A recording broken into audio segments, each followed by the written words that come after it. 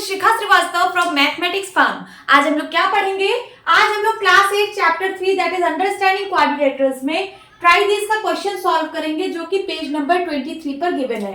ये updated syllabus 2023 के according मैं आपको पढ़ा रही हूँ। ये पेज नंबर 23 जो अपडेटेड बुक 2023 में एनसीईआरटी ने लॉन्च की है, आपको उसमें ये वाला क्वेश्चन पेज नंबर 23 पर मिलेगा। तो क्या है question? Take a regular hexagon. आपको एक रेगुलर हेक्सागन लेना है। यहाँ पे एक रेगुलर हेक्सागन मैंने बनाया है। पहला क्वेश्चन है what is the sum of measure of its exterior angle x Y z, p, q, r। आपको बताना है कि ये जो एक्सटीरियर एंगल्स हैं ये x, y, z, p, q, r इनका सम कितना होगा। इन सबको अगर हम सम कर दें, ये सारे एक्सटीरियर एंगल का अगर सम कर दें तो क्या मेजर आएगा इसका। आपको पहला क्वेश्चन ये गिवन है और दूसरा पूछ रहा है is x equal to Y is equal to Z equal to P equal to Q equal to R. क्या ये जो सारे एक्सटीरियर एंगल हैं क्या ये सारे इक्वल हैं? क्या x equal to Y equal to Z equal to P equal to Q equal to R, क्या ये सारे एक्सटीरियर एंगल इक्वल है? तो आपको बताना है अगर है तो क्यों है, वाई। रीजन भी पूछा है कि क्यों ये सारे एक्सटीरियर एंगल इक्वल है। Third is what is the major of each. Number 1 exterior angle, number 2 interior angle. आपको बताना है कि हर एक एक्सटीरियर एंगल का मेजर कितना है और हर एक इंटीरियर एंगल का मेजर कितना होगा। उसके बाद क्वेश्चन नंबर 4 है repeat this activity for the cases of number 1 a regular octagon, number 2 a regular 20 gun. तो ये तो बात की बात है, इसको अभी मैं इरेज कर देती हूँ। ये दूसरा क्वेश्चन है, इसको नेक्स्ट पेज पर सॉल्व करेंगे। अभी जो क्वेश्चन है सबसे पहले इसको सॉल्व करते हैं। इसका नंबर पहला पार्ट पूछा है कि what is the sum of measure of its exterior angle x Y Z P Q r. So आप लोग हमेशा याद रखिए कि कभी भी कोई भी पॉलीगन गिवन हो उसके सारे एक्सटीरियर एंगल का सम 360 डिग्री होता है। कोई भी पॉलीगन हो हमेशा उसके एक्सटीरियर एंगल का सम 360 डिग्री होता है। तो इसका आंसर हम आसानी से कर देंगे। तो यहाँ पे लिखिए x plus y plus z plus p plus q plus r, इन सब का सम कितना होगा? 360 डिग्री। ठीक है। अब सेकेंड क्वेश्चन क्या पूछा है is x equal to Y is equal to Z equal to P is equal to Q is equal to R. क्या ये सारे जो एंगल्स है वो इक्वल हैं? क्यों इक्वल हैं? तो सबसे पहले आप जानिए कि रेगुलर हेक्सागन क्या होता है, रेगुलर पॉलीगन क्या होता है। सबसे पहले आप ये जानिए रेगुलर पॉलीगन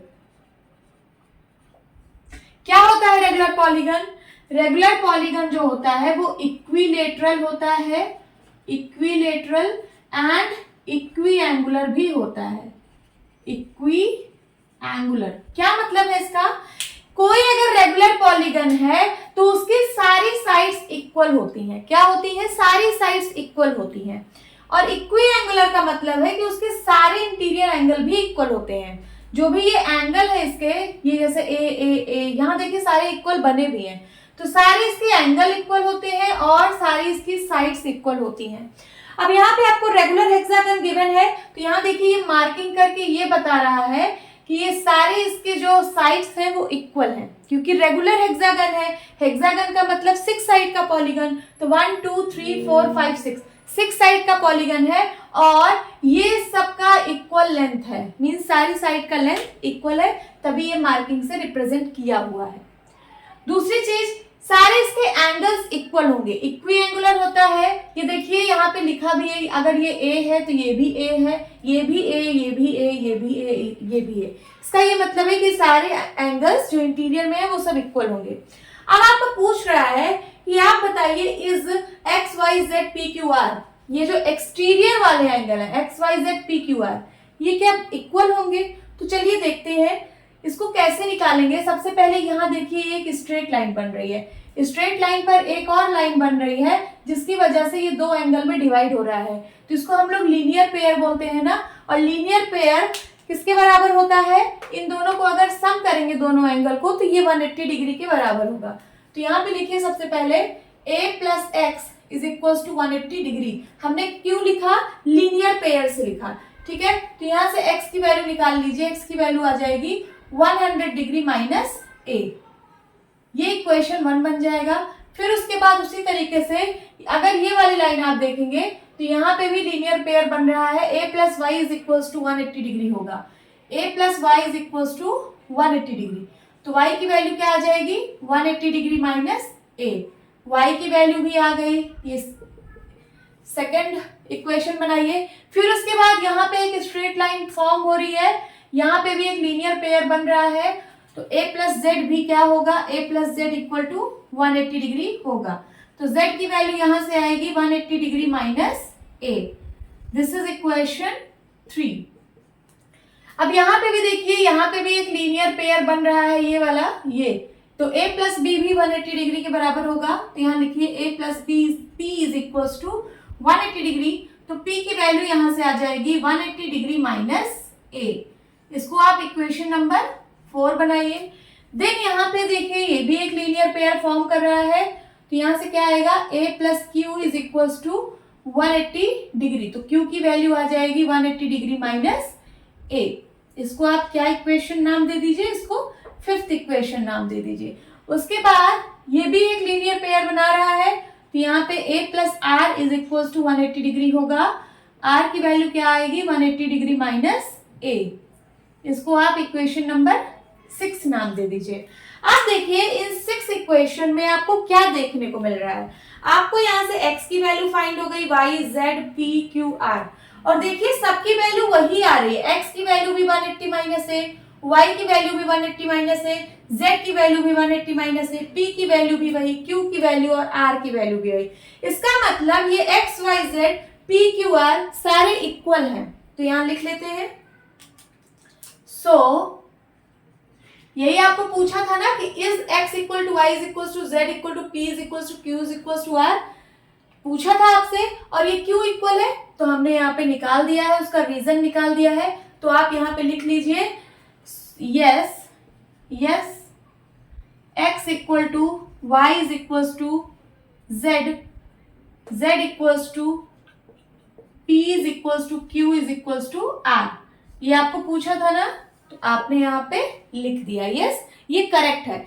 जितने भी एक्सटीरियर एंगल हैं, each exterior angle are of equal in measure, सारे एक्सटीरियर एंगल का यहाँ पे मेजर इक्वल है। हमने 2 क्वेश्चन सॉल्व कर लिया है। अब थर्ड क्वेश्चन कह रहा है, लिख लीजिए, आप इसको इरेज कर दूं।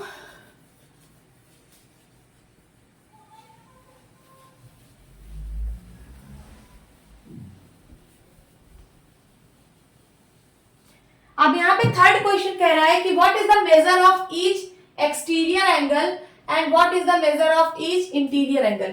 तो यहाँ पे आप लिखिए measure of each exterior angle of अ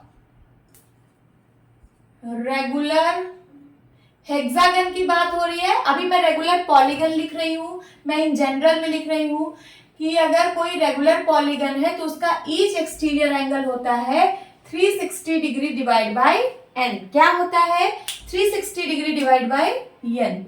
ये आप लोग फार्मूला याद रखना कि measure of each exterior angle of a regular polygon is equal to 360 by n।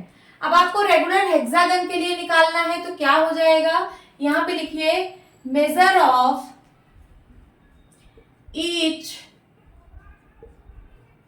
Exterior angle of a regular hexagon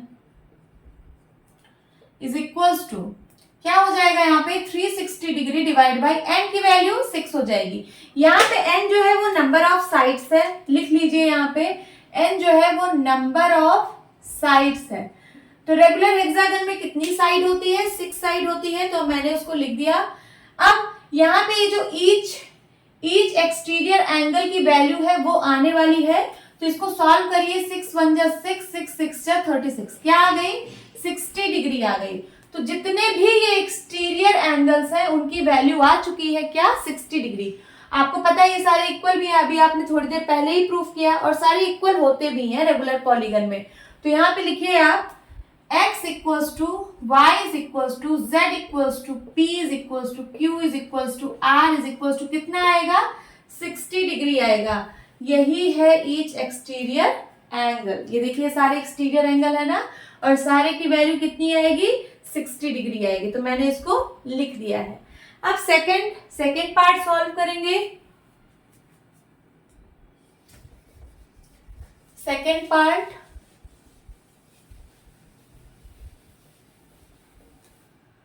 now second part solve करते हैं। Second part क्या है, what is the major of each interior angle. तो आपको each interior angle पूछा है। सबसे पहले हम लिखिए यहां पे sum of measure of each interior angle of a regular polygon. ये क्या होता है, sum of measure of each interior angle of a regular polygon. Mean सबका अगर हम सम निकालेंगे तो उसका मेजर कितना आता है, ये आता है n-2 इंटू 180 डिग्री। n क्या है यहाँ पे, n है नंबर ऑफ साइड्स। ठीक है, अब आपको निकालना है sum of measure of each interior angle of regular hexagon. तो लिखिए sum of measure of each interior angle of regular hexagon is equal to क्या हो जाएगा 6-2 इंटू 180 डिग्री। और यहाँ ईच इंटीरियर एंगल कितना होगा, यहाँ पे कितना है हर एक इंटीरियर एंगल। तो यहाँ पे आप लिख सकते हो a plus a plus a plus a plus a plus a. तो लिखिए a plus a plus a plus a plus a 6 बार लिखना था, हमने लिख दिया। तो यहाँ पे हो जाएगा क्या, यहाँ पे हो जाएगा 4 इंटू 180 डिग्री। तो ये हो जाएगा 6a is equals to 4 into 180 degree. a की वैल्यू यहाँ से आ जाएगी 4 इंटू 180 डिग्री डिवाइड बाई, ये 6 इधर मल्टीप्लाई में है, इस साइड आएगा डिवाइड में। 6 1 जा 6, 6 3 जा 18, 30 डिग्री आया। तो a की वैल्यू कितनी आ जाएगी 120 डिग्री। तो a की वैल्यू कितनी आ गई 120 डिग्री। अब सब में a की वैल्यू कितनी होगी 120 डिग्री होगी। ओके, तो हमने एक्सटीरियर एंगल भी निकाल लिया सारे, और सारे इंटीरियर एंगल भी हमने निकाल लिया कितना 120 डिग्री। ओके, अब हम फोर्थ क्वेश्चन सॉल्व करेंगे। फोर्थ क्वेश्चन में बोल रहा है repeat this activity for the case of a regular octagon. और एक क्वेश्चन इसमें गिवन है रेगुलर 20 गन, बट अभी हम पहले रेगुलर ऑक्टागन का देख लेते हैं। हमने यहाँ पे एक रेगुलर ऑक्टागन बनाया हुआ है। इसके एक्सटीरियर एंगल्स को मैंने नाम दिया है PQRS WXYZ, और सारे इंटीरियर एंगल A होंगे क्योंकि ये रेगुलर है। तो सारे इंटीरियर एंगल क्या होंगे, इक्वल होंगे, इक्वल इन मेजर होंगे। तो हमने उसको A नाम दे दिया कि सारे इंटीरियर एंगल A हैं। अब चलिए इसको सॉल्व करते हैं। नंबर पहला है what is the sum of measure of its exterior angle PQRS WXYZ। Means इसके एक्सटीरियर एंगल के मेजर का सम कितना होगा। तो हम लोगों ने अभी पढ़ा कि किसी भी पॉलीगन के एक्सटीरियर एंगल के मेजर का सम हमेशा 360 डिग्री होता है। तो लिख देते हैं यहाँ पे, पहले का सॉल्यूशन क्या हो जाएगा, P plus Q plus R plus S plus X plus Y plus Z plus W, इन सब का जब हम सम करेंगे तो वो किसके इक्वल आएगा, हमेशा 360 डिग्री के इक्वल आएगा। ये तो आपका पहले क्वेश्चन का सॉल्यूशन हो गया। सेकंड क्वेश्चन क्या पूछ रहा है, is P equal to Q equal to R equal to S equal to W equal to X equal to Y equal to Z। क्या ये सारे एंगल इक्वल होंगे एक्सटीरियर वाले? यस, हमने अभी देखा था कि ये सारे लीनियर पेयर फॉर्म करते हैं। कैसे, यहाँ पे देखिए, अगर मैं इस लाइन की बात करूं तो ये लीनियर पेयर फॉर्म कर रहा है, तो ये हो जाएगा a प्लस डब्ल्यू इज इक्वल टू 180 डिग्री। तो w कितना आ जाएगा, 180 डिग्री माइनस a। ये इक्वेशन 1 बन गई। उसी तरीके से यहाँ पे आप लिख सकते हो, जैसे w इज इक्वल टू आ गया 180 माइनस a, उसी तरीके से आप x को लिख सकते हो, x इक्वल टू हो जाएगा 180 माइनस a, इक्वेशन 2। उसी तरीके से आप y को भी लिख सकते हो 180 डिग्री माइनस a, इक्वेशन 3 हो गई। इसी तरीके से आप सारे को ऐसे डॉट डॉट करके लिख सकते हो। मैं लास्ट वाला लिख देती हूँ, s इक्वल टू आप ऐसे लिख सकते हो 180 डिग्री माइनस a। ये जो भी इक्वेशन बने, इक्वेशन 8 बनेगी, इक्वेशन 8 बनेगी क्योंकि 8 ही यहाँ पे एक्सटीरियर एंगल्स है। ठीक है, तो जब सारे इक्वल है, देखिए w x y z p q r s सारे की वैल्यू 180 माइनस है, 180 माइनस है, 180 माइनस है आ रही है, इसका मतलब ये सारे एक्सटीरियर एंगल इक्वल होंगे। तो यहाँ पे आप लिख दीजिए यस, पूछ रहा है इज क्या ये इक्वल है, तो yes, p equal to q equal to r equal to s equals to w equals to x equals to y equals to z। हमने ये भी प्रूफ कर दिया। ओके, तो y पूछ रहा है तो रीजन हमने ये दिया है, बट आप ये भी लिख सकते हो कि किसी भी रेगुलर, अगर कोई भी रेगुलर पॉलीगन है तो उसका हर एक इंटीरियर एंगल भी इक्वल होता है और हर एक एक्सटीरियर एंगल भी इक्वल होता है। तो आप यहाँ रीजन में लिख सकते हो because this is a regular octagon. क्योंकि ये रेगुलर ऑक्टागन है तो इसके सारे एक्सटीरियर एंगल इक्वल होंगे। अब थर्ड क्वेश्चन सॉल्व करते हैं, इसको इरेज करके।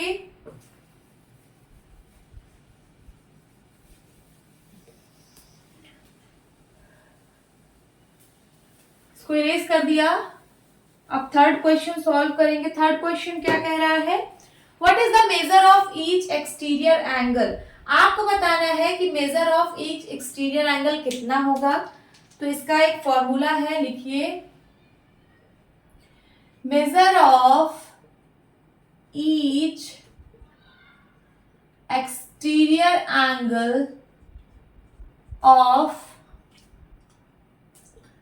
रेगुलर पॉलीगन कितना होता है, ये होता है 360 बाय n। n यहाँ पे क्या है, नंबर ऑफ साइड्स। ठीक है, बट आपको ऑक्टागन की बात कर रहा है तो यहाँ पे लिखिए measure of each exterior angle of a regular octagon is equals to 360 by कितना हो जाएगा, n की जगह 8, क्योंकि ऑक्टागन में 8 साइड है तो यहाँ पे 8 हो जाएगा। अब इसको सॉल्व कर लीजिए तो कितना, 4 से काटिए, 4 टू जा 8, 4 टू जा 8 एंड 4 9 जा 36, 90 डिग्री आया। फिर 2 1 जा 2, 2 4 जा 8 एंड 2 5 जा 10, कितना आया, 45 डिग्री आया। तो इसके जितने भी एक्सटीरियर एंगल हैं, जैसे x, y, z, w, p, q, r, s, इन सब की वैल्यू कितनी आ गई, इन सब की वैल्यू आएगी 45 डिग्री। तो ईच की वैल्यू पूछ रहा है तो यहाँ पे आप लिख दीजिए x equals to Y is equals to w equal to x equal to Y is equals to z equal to p equal to q is equals to r is equals to s is equals to कितना आ गया, 45 degree each. हर एक exterior angle 45 degree आएगा एक regular octagon में। अब हमें निकालना है ईच इंटीरियर एंगल। इसको इरेज करती हूं।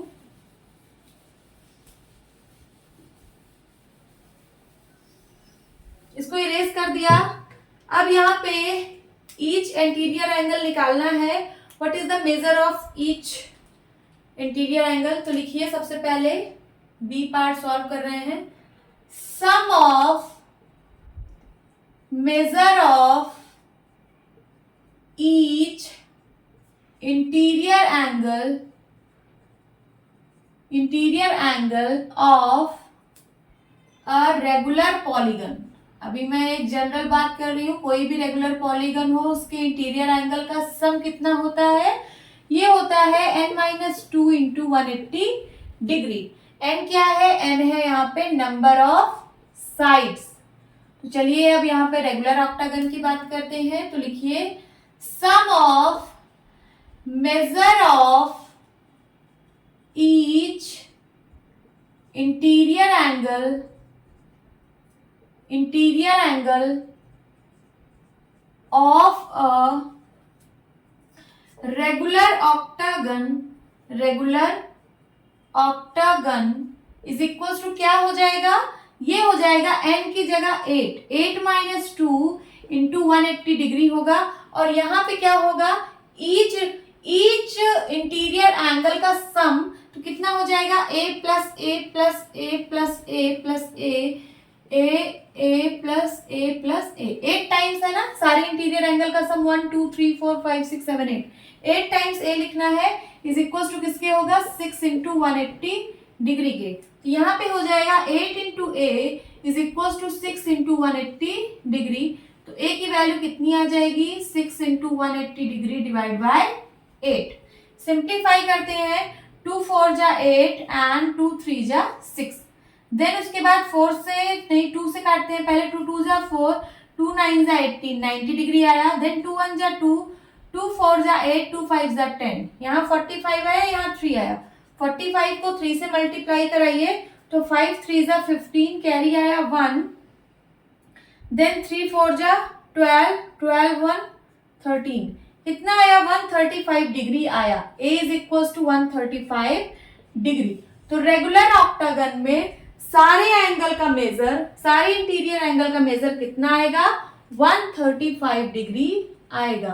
135 प्लस 135 प्लस 135 ऐसे ऐसे करके आएगा। ओके, तो हमने सारे इंटीरियर एंगल और सारे एक्सटीरियर एंगल यहाँ पे भी निकाल लिए।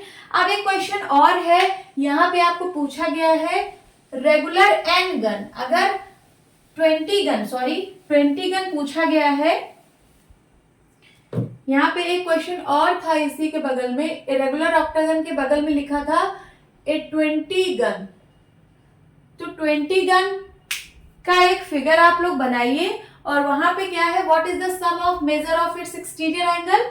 चाहे बनाइए या फिर ना बनाइए, आप सीधे लिख दीजिए कि sum of measure of its exterior angle is equal to 360 degree. ये पहले का आंसर हो जाएगा। देन सेकंड का आंसर हो जाएगा कि हाँ सारे एक्सटीरियर एंगल इक्वल होंगे। क्यों? क्योंकि ये एक रेगुलर पॉलीगन है। रेगुलर पॉलीगन के सारे एक्सटीरियर एंगल इक्वल होते हैं। उसके बाद थर्ड क्वेश्चन में सॉल्व कर देती हूँ। पूछ रहा है what is the major of each exterior angle of a 20 gun. तो यहाँ पे लिखिए measure of each exterior angle of regular polygon क्या होता है? ये होता है 360 अपॉन n। n यहाँ पे क्या है? नंबर ऑफ साइड, ये हम लोग पढ़ चुके हैं। तो हमको निकालना है major of each exterior angle of 20 gun. तो यहाँ n की जगह 20 हो जाएगा, तो 360 अपॉन 20 कितना आ जाएगा? 2 1 जा 2, 2 8 जा 16, 18 डिग्री आ गया।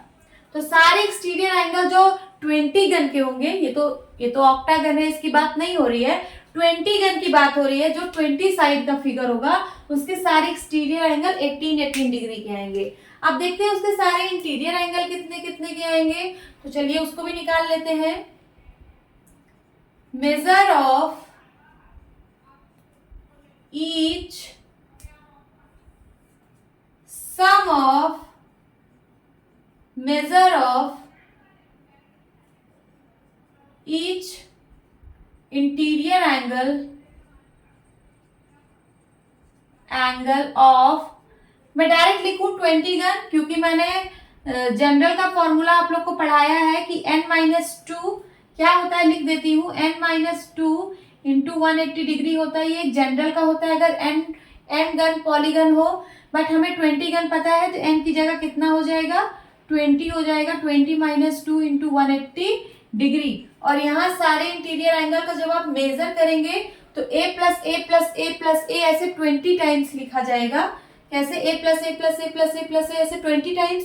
जैसे आपने 8 टाइम्स लिखा था तो 8a हो गया था, उसी तरीके से इस साइड हो जाएगा 20a, 20 times a।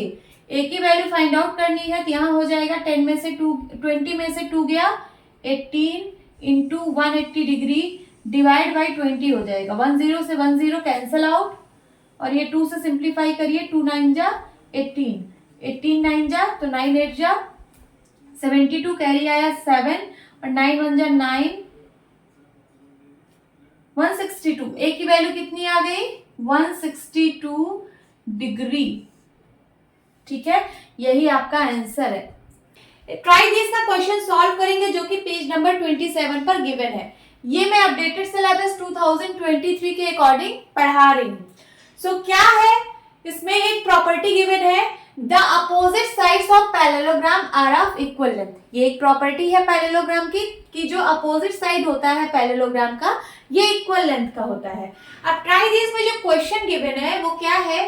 Take 2 identical set squares. आपको 2 आइडेंटिकल सेट स्क्वायर लेना है। सेट स्क्वायर आप लोग को पता है जो ट्राइंगल शेप का ऐसे होता है, 2 पेयर आपको उसका लेना है। कोई भी 2 आइडेंटिकल मीन्स एक जैसा सेट स्क्वायर लेना है विद एंगल 30 60 90, जिसका एंगल 30 डिग्री 60 डिग्री और 90 डिग्री हो। मीन्स एक एंगल 30, दूसरा 60 और तीसरा 90 डिग्री हो। ऐसे आपको 2 सेट स्क्वायर लेने हैं एंड प्लेस देम एडजेसेंटली, और उनको जो है एडजेसेंटली ऐसे प्लेस करना है टू फॉर्म ए पैरेललोग्राम। ऐसा प्लेस करना है कि ये एक पैरेललोग्राम बन जाए। बन गया है parallelogram as shown in figure. Does this help you to verify the above property? क्या ये जो आपने जो एडजेसेंटली प्लेस किया सेट स्क्वायर, क्या ये वेरीफाई कर रहा है ये जो ऊपर प्रॉपर्टी लिखी है? इसको प्रॉपर्टी क्या लिखी है कि the opposite side of parallelogram are equal in length. क्या ये इसको वेरीफाई कर रहा है?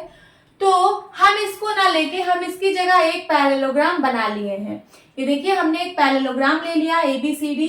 यहाँ पे जब आप 2 सेट स्क्वायर को एडजेसेंटली प्लेस किए थे तो ये भी एक पैरेललोग्राम फॉर्म कर रहा था। तो हम इसको ना लेकर हम एक पैरेललोग्राम ले लिए हैं और इसका एक डायगोनल बना लिए हैं। जैसे ये वाला एक डायगोनल बन रहा था सेट स्क्वायर को ज्वाइन करने पे, तो हमने उसका एक डायगोनल यहाँ पे AC ले लिया।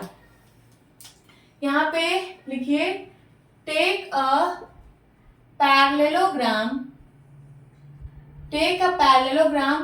ABCD and draw a diagonal AC। और हमने एक डायगोनल AC को ड्रॉ कर दी है। अब देखिए यहाँ का जो एंगल है इसको मैंने 1 नाम दिया, इसको 2 नाम दिया, इसको 3 नाम दिया है और इसको 4 नाम दिया है। तो ये जो एंगल 1 है ये एंगल 2 के बराबर होगा। लिखिए यहाँ पे angle 1 is equal to angle 2 and angle 3 is equal to angle 4। क्यों होगा ऐसा? क्योंकि देखिए जो आपने सेट स्क्वायर यहाँ पे प्लेस किया था वो 30 60 90 का था। तो अगर ये सपोज अगर ये 30 डिग्री का है तो यहाँ पे 30 डिग्री होगा दूसरा वाला, और अगर ये 60 डिग्री का था तो इसका मतलब ये 60 डिग्री का है। समझ रहे हैं आप? सेट स्क्वायर लेके देख लेना। फिर यहाँ अगर ये 90 डिग्री है तो ये भी 90 डिग्री है। ये देखिए 30 60 90 का सेट स्क्वायर, 30 60 90 का सेट स्क्वायर। तो ये देखिए जो ये वाले एंगल्स हैं इस वाले ट्राइंगल और इस वाले ट्राइंगल में ये वाले जो एंगल्स हैं इक्वल हैं और ये वाले जो एंगल्स हैं वो इक्वल हैं। तो हमने वहां से ये चीज हमने यहाँ से लिख दी कि एंगल 1 जो है वो एंगल 2 के बराबर है और एंगल 3 जो है वो एंगल 4 के बराबर है। ठीक है, तो यहाँ पे आप लिख दीजिए किस रीजन से आपने इसको लिखा है। तो लिखिए since in triangle ABC and triangle ADC angle 1 is equal to angle 2 and angle 3 is equal to angle 4। समझ आया?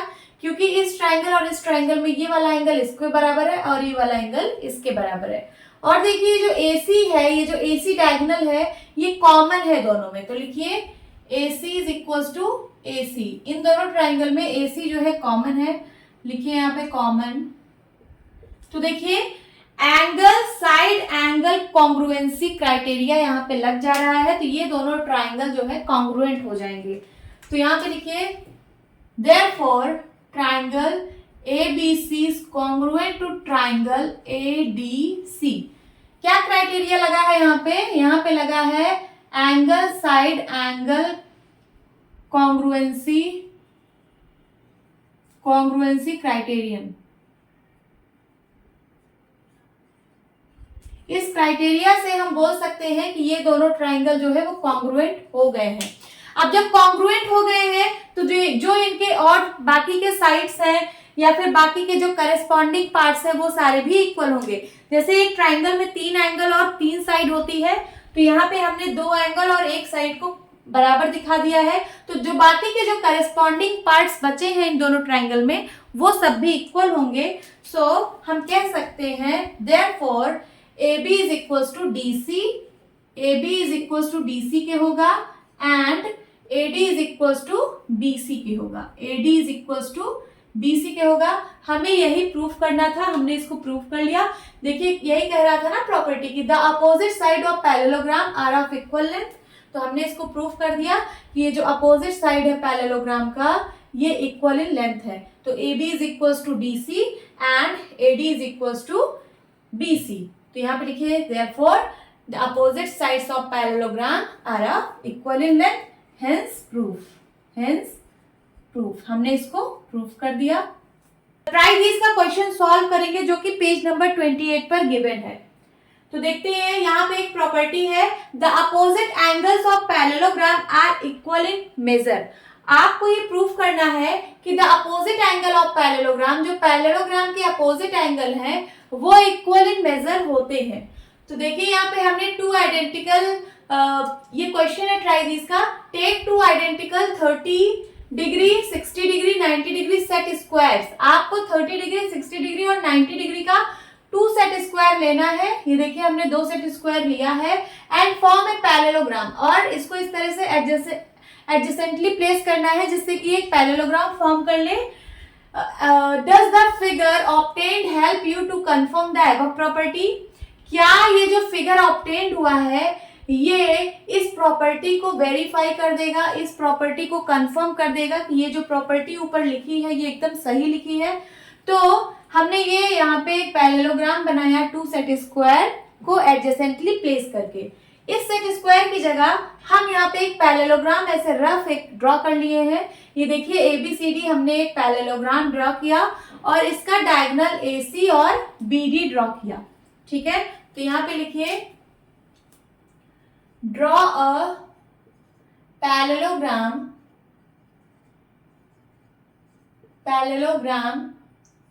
ABCD and its diagonal AC and BD, और इसकी जो डायगोनल्स हैं वो AC और BD हैं।